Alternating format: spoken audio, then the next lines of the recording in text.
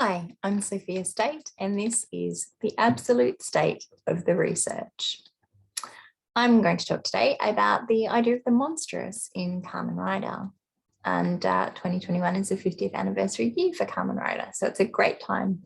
Any time is a great time to be talking about Kamen Rider, but this year is a particularly great time for it. But I am going to start with a bit of an introduction to Kamen Rider because although it's a very prominent name in Japan and other parts of the world, it's not terribly well known in the English language speaking world. Kamen Rider is a tokusatsu show that's the launching pad for an extensive range of toys and tie-in merchandise. Tokusatsu is a form of practical special effects, a la Godzilla. The primary audience of Kamen Rider is children between 2 and 7, and toy sales are absolutely vital to the business model. Each season of the television program is comprised of around 50 25-minute episodes, and each season features an entirely new cast, title, and premise. If you are familiar with Power Rangers, you'll have the basic idea. A toy facilitates a morph into a masked superhero costume, and a monster in a rubber suit will then be defeated with a combination of martial arts and pyrotechnics. Unlike many superheroes, however, the Kamen Riders are grotesque heroes, almost always drawing their powers from the same source as the villains they battle. They are human-machine animal hybrids who, much like Nezuko in Demon Slayer, differ from their opponents only in the strength of their spirits and the kindness of their hearts, but not in the composition of their bodies. Kamen Rider was originally created at a time of economic downturn and social unrest, and the unease of the zeitgeist is reflected in the figure of the no longer human hero. In this video, I'm focusing on the seasons from 2002 and another in 2011, both years in which Japan was facing a variety of crises and intense political debate. Both of these two seasons tackle difficult questions about what justice, heroism, and monstrosity mean. But first, let me give a little more background to the very first 1971 Kamen Rider, because it establishes the basic model for the monstrous hero that continues today. The first Kamen Rider's name was Hongo Takeshi, and he's a university student who gained superpowers after being abducted and experimented on by Shocker, a terrorist organization founded by Nazis. Their medical experiments are part of a plan to produce an army capable of world domination. Takeshi's body was modified with grasshopper DNA and cybernetic enhancements, but he was able to escape before the mind control portion of the operation. So, although he appears human, Takeshi transforms via a special belt into a Kamen or masked rider in order to fight. Takeshi is always aware when battling other victims of Shocker experimentation that the only difference between himself and them is that he was able to escape before losing his will. He, like they, is no longer entirely human, and he has become as grotesque as the unfortunate monsters he must defeat. As Miura Shion puts it, translation line, quote, Kamen Rider was originally an entity created by evil. The reality is that the enemy in front of you and you are actually the same. The fate of Kamen Rider is to fight while struggling with this, end quote. Katsuno Hirofumi links the rise of the ambiguous hero to the decline of the grand narrative of modernity and of a belief in the kind of absolute justice represented by more traditional superheroes. Kamen Rider instead inhabits, quote, an ambiguous space between human and non-human, good and evil, end quote.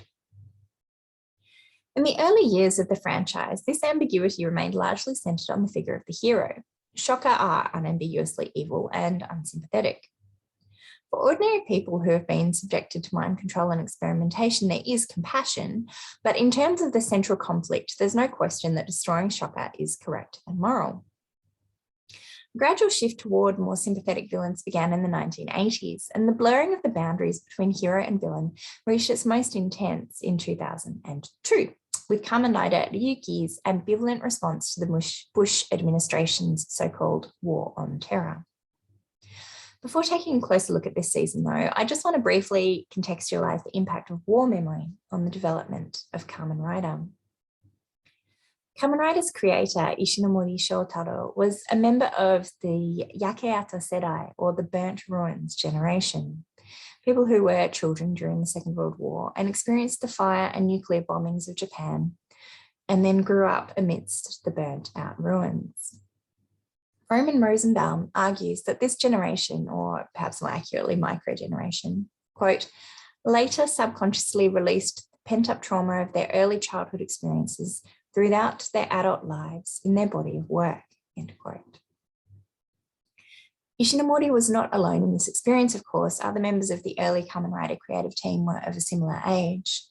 And Hirayama Toru, who helped Ishinomori bring the Rider concept to television as a producer, as a schoolboy, was dispatched to collect bodies after a firebombing. He relates being shouted at by an adult man not to cry as he and other schoolboys waded into the water where people had tried to take cover and retrieve their bodies. So violence and the meaning of justice were urgent issues for this generation. And of course, some of the most prominent anti-war activists during the 1970s opposing Japan's entanglement in the Vietnam War come from this generation.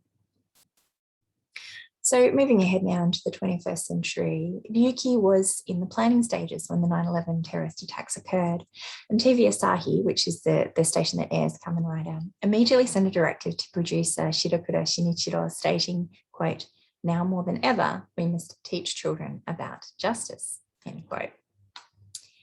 Seemingly uncomfortable with the implications of this idea of justice in light of the Bush administration's subsequent actions, Shirokura says, quote, it is very dangerous to plant the mentality of the Cold War era in children at this time. Yuki was created in the hope that children will have an eye for what justice means, end quote. That translation is mine. In its depiction of heroes who so closely resemble the monsters that they battle, Kamen Rider has always rejected notions of an absolute distinction between categories of hero and monster. And as Katsuno argues, quote, in this postmodern liquid society, superheroes lack a unified, self-evident justice, but must navigate multiple conceptions of justice. As embodiments of relativized justice, these grotesque heroes were the seeds for what have become enduring trends in Japanese popular culture, end quote. Ryuki takes the idea of relativized justice to its absolute extreme, questioning the very existence of any justice that can exist independently of the people it impacts. It is impossible to summarize the plot of Ryuki both briefly and accurately, and I'm prioritizing the former over the latter. So Ryuki features 13 Kamen Riders in a battle royale competing, and the winner will receive the granting of a single wish. The riders gain their powers through forming a contract with a mirror monster, who they must feed by defeating other riders or less powerful mirror monsters, who are themselves in turn feeding on humans. If a rider is defeated and can no longer feed his contract monster, then the creature will consume the rider. And there's quite a graphic scene where this happens. The battle is being controlled by antagonist Kanzaki Shiro, who is trying to save the life of his younger sister Yui. Protagonist Kido Shinji tries to stop the riders from fighting one another, which delays Shiro's plans and leads to Yui's death. Shiro repeatedly loops time to restart the battle and to save Yui, but Shinji manages to disrupt each new timeline. There are multiple endings to the story, including both television and print versions. And because the endings also involve uncovering the reason that Shiro has created the battle as part of the resolution to the story, there are also multiple explanations for why and how the battle began. And which ending or origin story or even which time loop is true is never resolved. So with one of the specials, viewers were even invited to vote on the ending by telephone. 2 endings had been prepared and the winning option was inserted at the end of the broadcast. This moral ambiguity and confusion over what is true is an intentional critique of simplistic ideas about justice, causality, and resolution. In Yuki, each of the riders participates in the battle because they believe that their wish is important enough to justify the means employed to obtain it. The program problematizes the idea that there is an objective division between good and evil, by focusing on the subjective righteousness of the individual character's motivations, including the irony of Shinji fighting to stop the fighting. Although these feel like quite adult themes, Shirokura couches them firmly within his interpretation of teaching children about justice, explaining that, quote, children sometimes envision themselves as the heroes and think they might also be justice. There is also the idea that people often don't accept themselves as being wrong because in one's mind, I'm myself, so I'm not wrong, is the prevailing thought process. These thoughts lead to selfish patterns because kids might not see themselves as themselves, but as heroes, end quote. Now, the mirror monsters in Yuki are quite frightening. They're all based on animals, including spiders, crabs, cobras, and combined with cyborg elements such as guns that are embedded into their body parts. However, their behaviour is straightforwardly animalistic. They're hungry and they kill to eat. The truly monstrous characters in Yuki are clearly the Kamen Riders themselves, who use the mirror monsters to lend power to human motivations that are far more complex and twisted.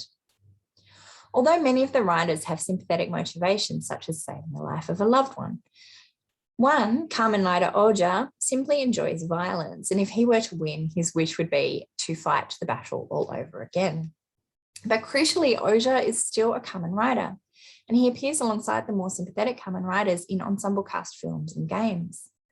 The line between hero and monster here has become blurred beyond comprehension.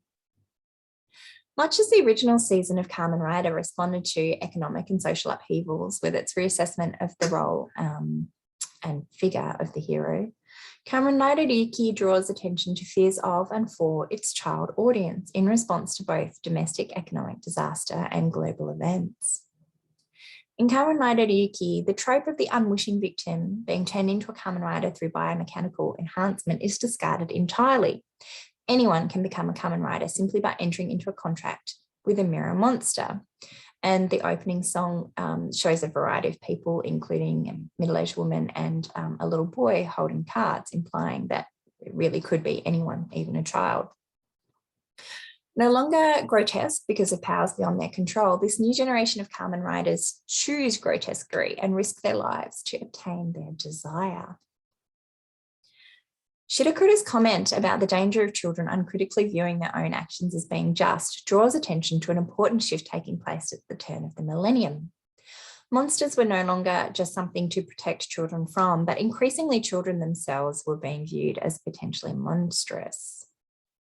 Lindsay Nelson notes the prevalence of child monsters in Japanese horror films in the late 1990s and early 2000s, writing that, quote, the many monstrous children of contemporary Japanese cinema stand at a crossroads of Japan's past, present, and future, crying out for compassion, even as they drag those around them into death, end quote.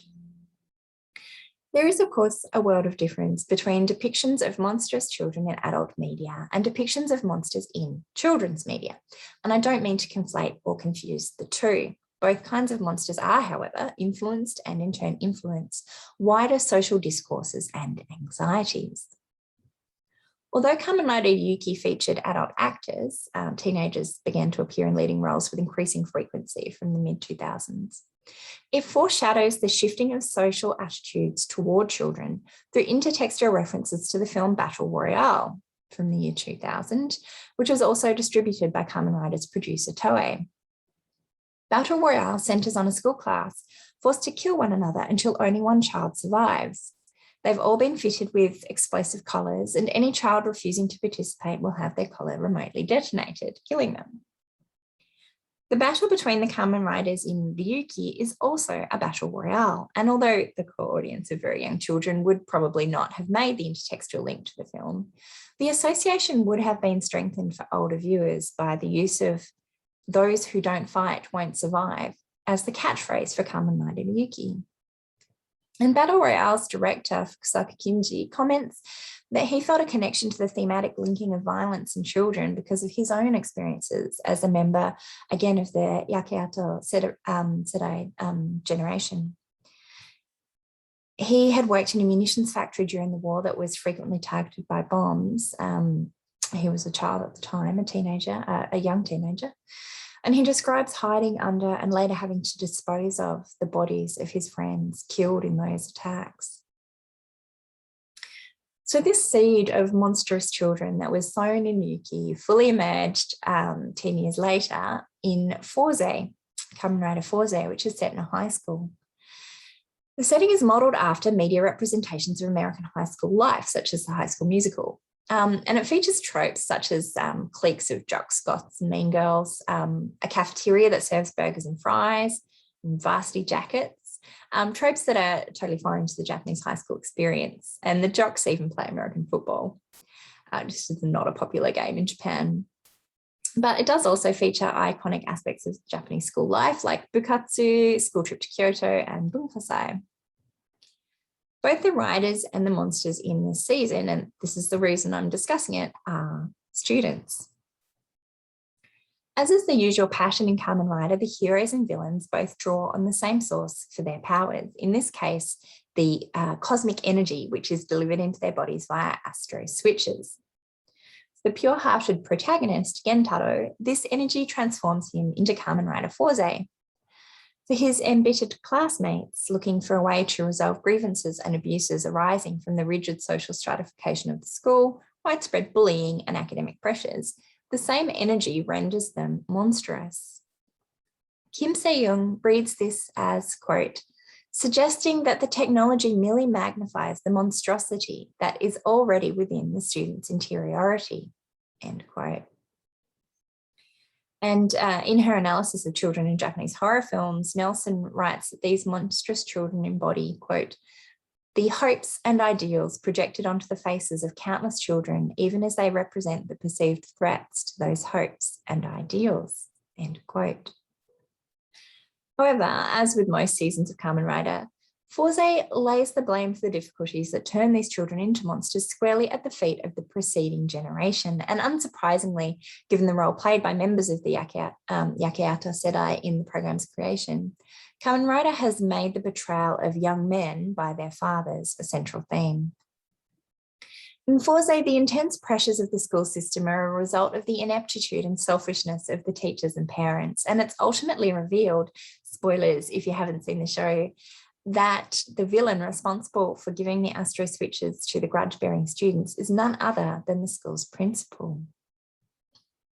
But crucially, Gentaro does not kill his transformed classmates. He destroys their astro switches and then welcomes them into his friendship circle. He rejects the logic of violent competition that drives the school. Gentaro's commitment, and continuing with the spoilers here, Gentaro's commitment to forgiveness is tested when the principal kills his best friend and the inventor of the henshin belt.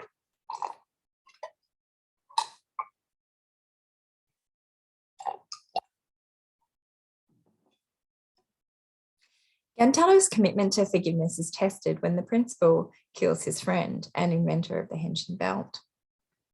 Kim writes, quote, Forze does not perpetuate a violent metaphysics that reproduces the relationship between victim and transgressor. Instead, through its considerations of the potentiality of technology, reflection on human subjectivity, and the rigorous engagement with the tenets of friendship, Forze gestures to the possibility of an entirely different way of being and of being with one another, end quote. Anyone can become a hero, Yuki tells its viewers, and anyone can become a monster. In Kamen Rider Forze, the inverse of this porous boundary is explored, with our hero able to befriend any monster. Perhaps, Kamen Rider suggests, we can be both hero and monster at the same time.